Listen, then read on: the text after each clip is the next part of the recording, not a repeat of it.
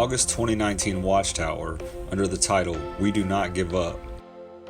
The article goes on to talk about distractions and learning to deal with disappointment.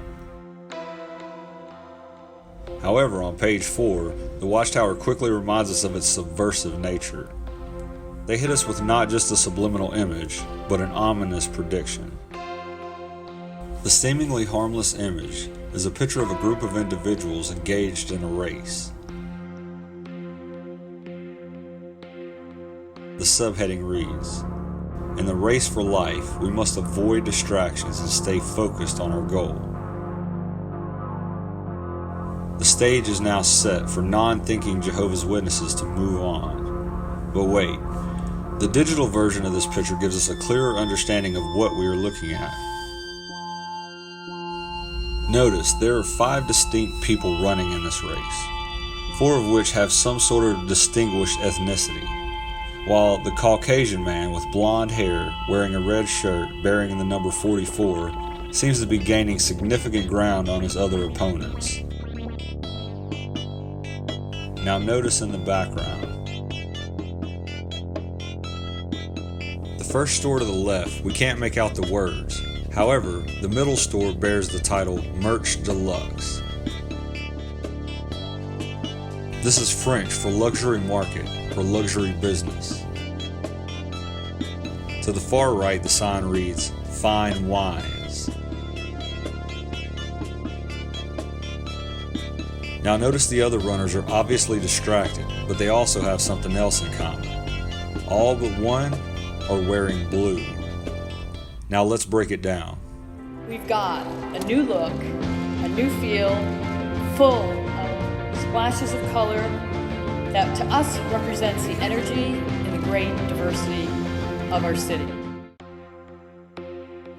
Every year in New York City, a special event takes place.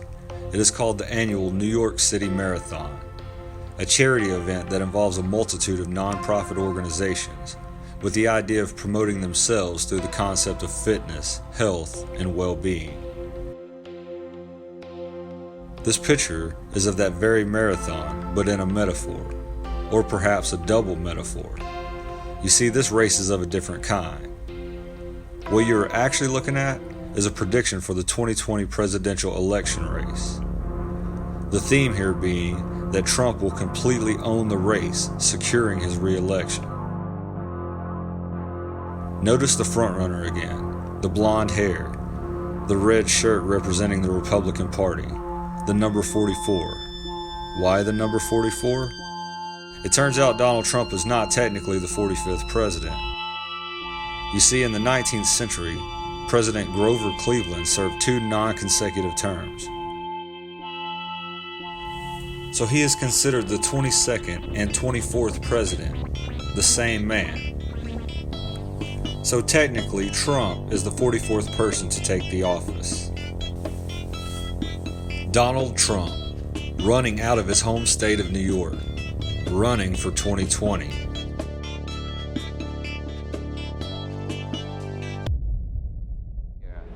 It's politics, tourism, and shopping all mixed together. What happens upstairs is a bit more private. Up to the 26th floor, the tower is office space, including for Trump himself.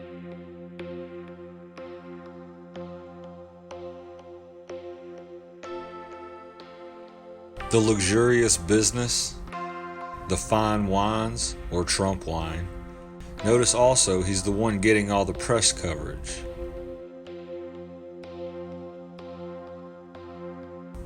Notice also the sign that says 2020. It hangs on half of the barricade or border. His side is closed, their side is open. Let's look at our other runners. Notice how there are only 2 other runners whose number we can clearly read. When we add the numbers up, we get a better understanding as to who they represent.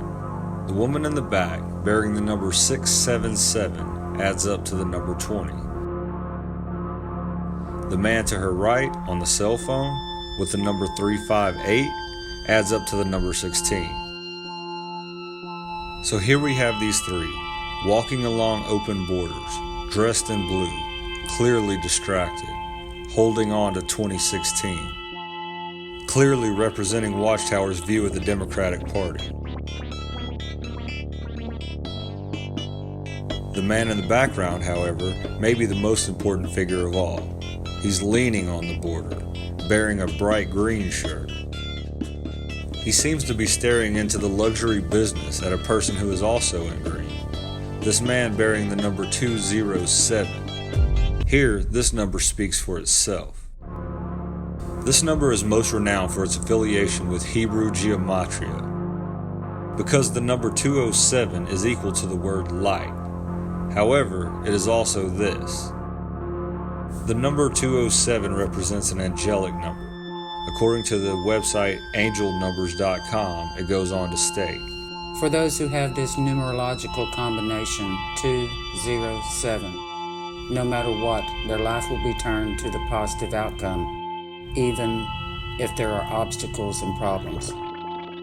They have affection for art, especially beauty, and they are very close to the occult and other secret learnings. They are thought to be emotional, proud, and noble. This can only represent Watchtower's view of Trump's guardian angel, a spirit creature, assisting him in the race. He is the bearer of light. He is emotional and proud. And he is also very close to the occult. Yes, this is Trump's race, one that will come to an end on Election Day, November 3rd, 2020. Also of interest to note that the New York City Marathon that same year arrives on November 1st, a Sunday, 2 days before the election.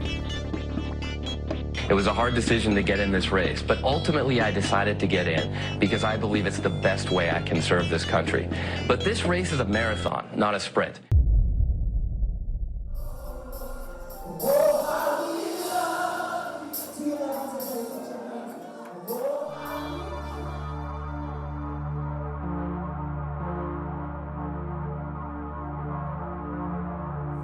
Trump, since acquiring the Watchtower buildings through his son-in-law Jared Kushner, has stood up for the extreme religious right. Do you believe in punishment for abortion? Yes or no, as a principle? The answer is that there has to be some form of punishment. For the woman? Yeah, there has to be some form. Even signing an order to give religions more freedom. President Trump today signed an executive order that promotes free speech and religious liberty, empowering federal agencies to ease up on enforcement of the Johnson Amendment. It orders the executive branch to vigorously enforce federal laws' robust protections for religious freedom. Watchtower, barely hanging on from their massive sell-off, is now leaning heavy into the idea that Trump will fight for them. Notice the telling first line of this article. Christians are in a race for life. Could Watchtower, in an effort to save its failing business, be signaling for its members to now show their support for Jehovah at the ballot box?